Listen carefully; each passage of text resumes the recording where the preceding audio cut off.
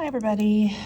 This should be the notes for Wednesday, January 15th. I apologize if the video is a little shaky. I took my phone stand home for some odd reason. Okay, so today we're going to talk about transformations of functions.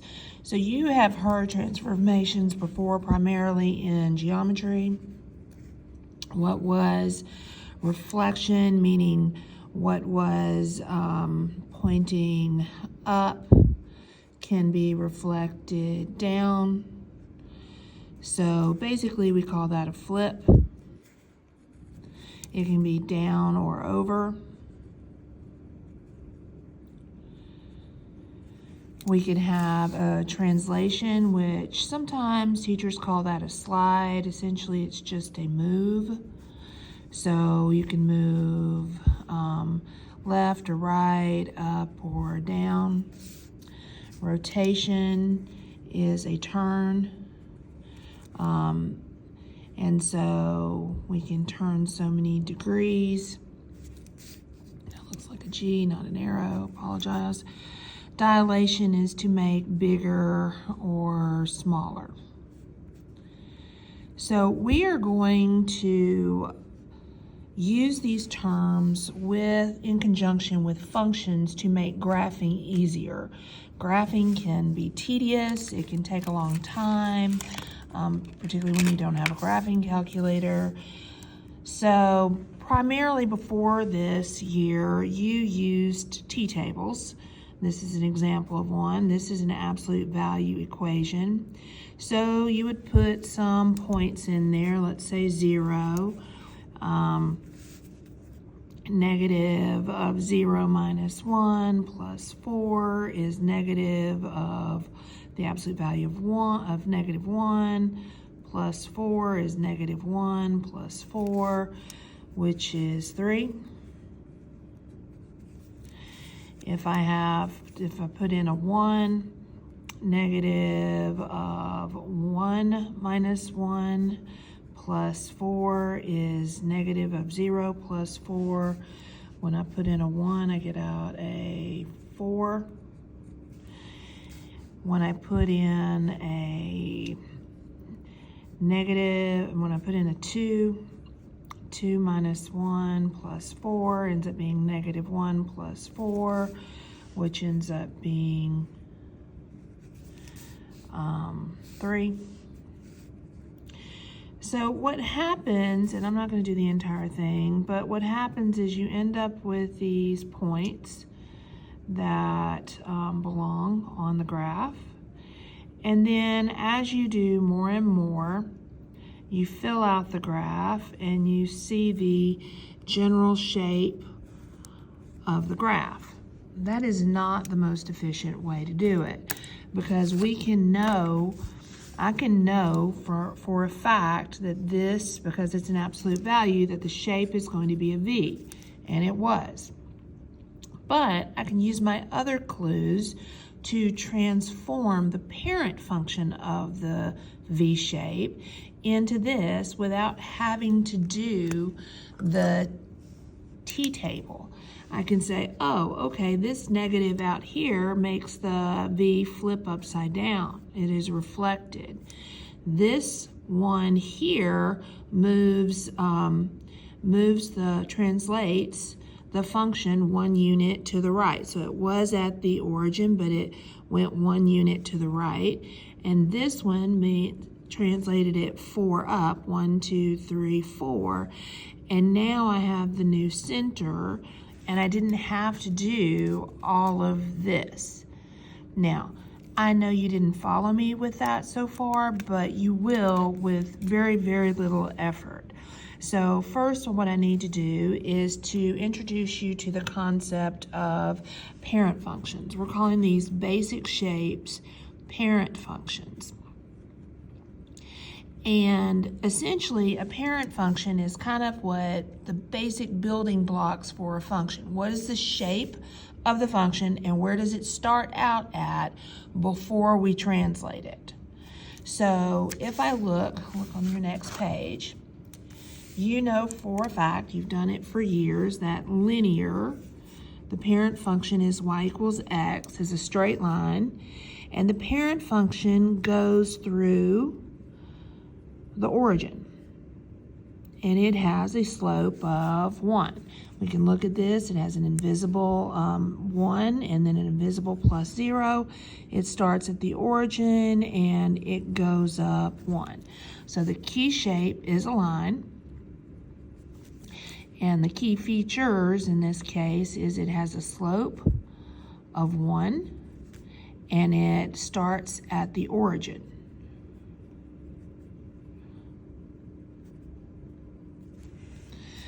Okay, so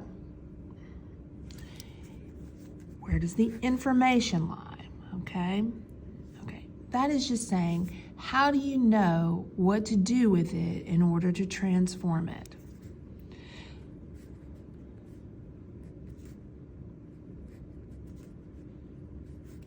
Okay, this would reflect it. If you have a negative, it reflects it upside down. So if this out here was ever negative, instead of going up 1, I would go down 1.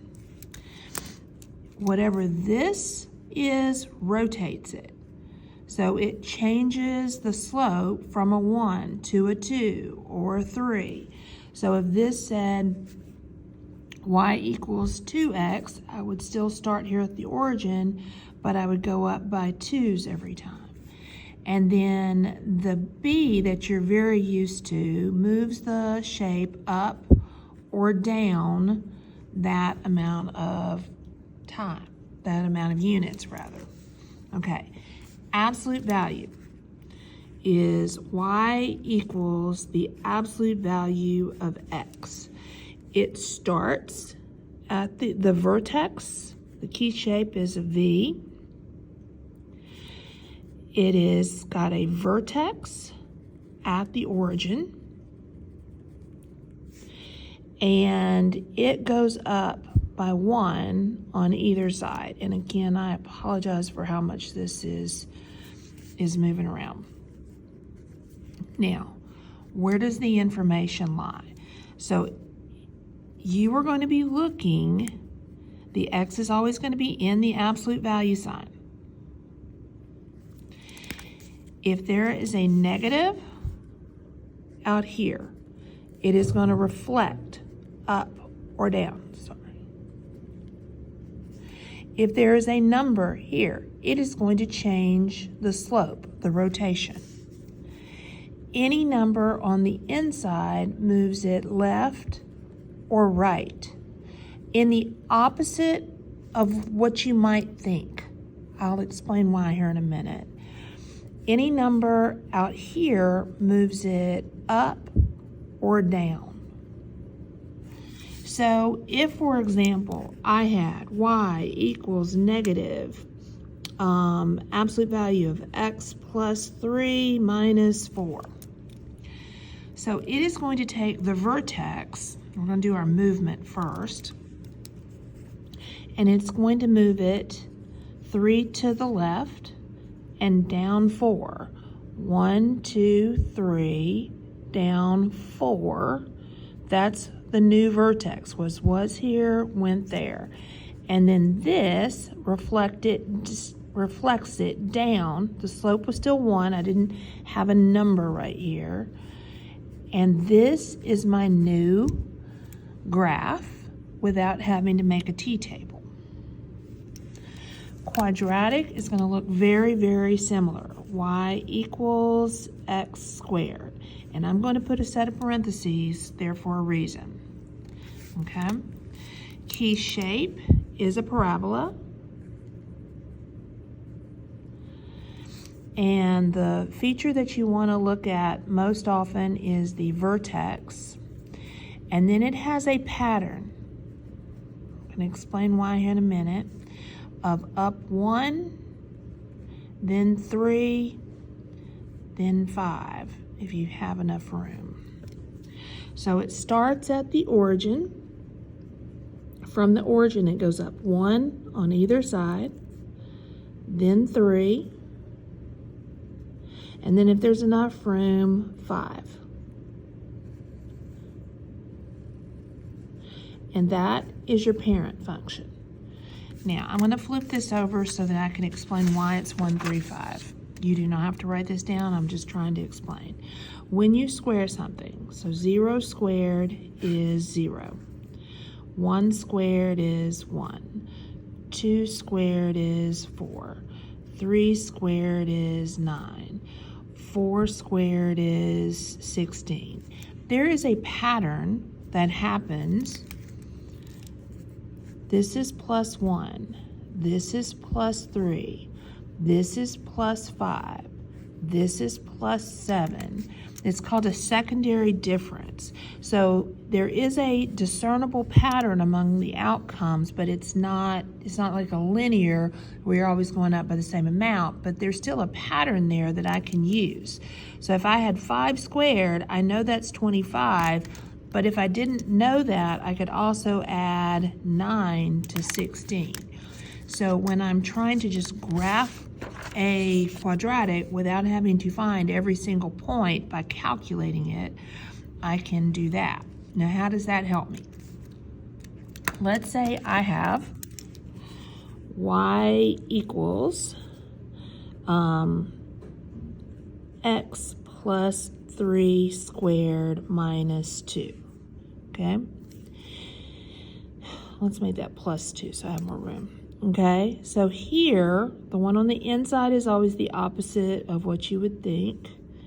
All right? And then the one on the outside is the same. So it changed the vertex from being at 0, 0 to negative 3, 2. And so for that reason, this is sometimes called vertex form, is because you can just look at it and tell the vertex. But you're doing it by transformation. I'm going 3 to the left and then up 2. And from here, since I didn't change my slope at all, I go up 1, then up 3, and then if I had any other room, I'd go up 5, but that gives me the basic shape of my parabola. So again, if I have a negative out here, positive goes up, negative goes down. If I have a number out in front of the parentheses, then that would change the slope from 1, 3, 5. Let's say it was a 2, it would be 2, 6, 10. Then I have x minus h. So h is going to be left or right, and plus k. I did a minus here, it's part of the formula, but this is opposite. Plus k moves it up or down. Okay. Now I'm gonna say this, and I'm not sure I can do this. This is very meta because I'm like trying to do something. If I move this up, it looks like up to you. If I move this down, it moves down to you. But if I move this, if I'm saying left or right, in real life, it's the opposite. If I'm standing in front of you, it's the opposite direction. And so when you're going left or right, it's going to be the opposite direction of what you would think. Okay, cubic. Again, y equals x to the third. Cubic 3. So a cubic has a kind of an S-curve to it. It can get very loopy, but the basic shape starts at the origin as your center. Then you go up. So think about this. If I have 0 cubed is 0, 1 cubed is 1, so I still go up or down 1, because negative 1 cubed is negative 1. Then 2 cubed is 8, negative 2 cubed is negative 8. So I go up 1, up, down 1, then up, down 7. So 2, 4, 6, 7.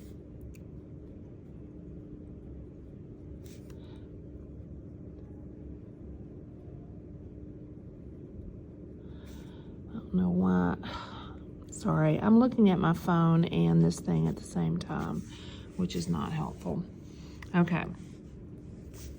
So, again, y equals, if this is positive, it's going to go from low to high.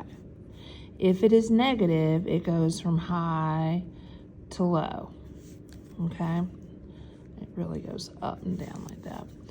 And then if this is a number, then that will change the slope from 1,7 to 214 to 321.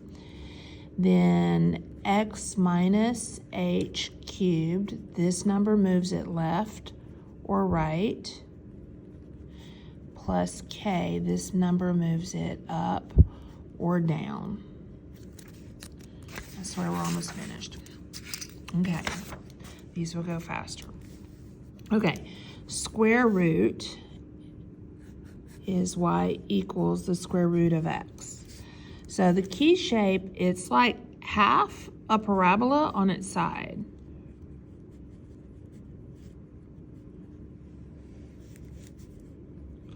So there's a starting point at the origin.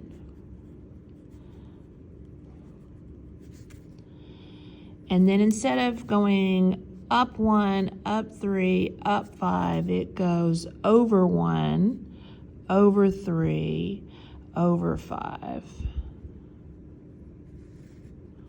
And keeps going with that pattern forever. So again, y equals plus or minus. If it's positive, it's going to go up. If it's negative, it'll reflect down. If this number changes, then it won't go 1, 3, 5. If it was a 2, it'd go 2, 6, 10. If it was a 3, it'd go 3, 9, 15. Square root x minus h, the number on the inside next to x moves it left or right. The plus k moves the number on the outside, not next to x, moves it up or down. Cube root, y equals the cube root of x. It's kind of an S curve on its side.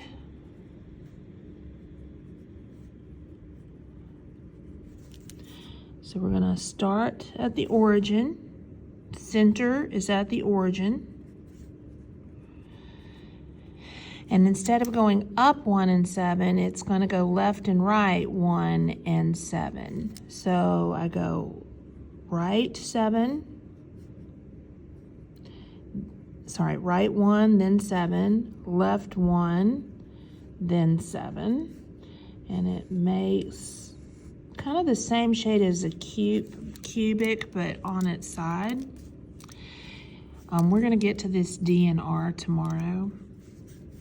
So again, if it's positive, it's going low to high. If it's negative, it's going high to low. If this number changes, it'll double, triple, half, whatever that is with this.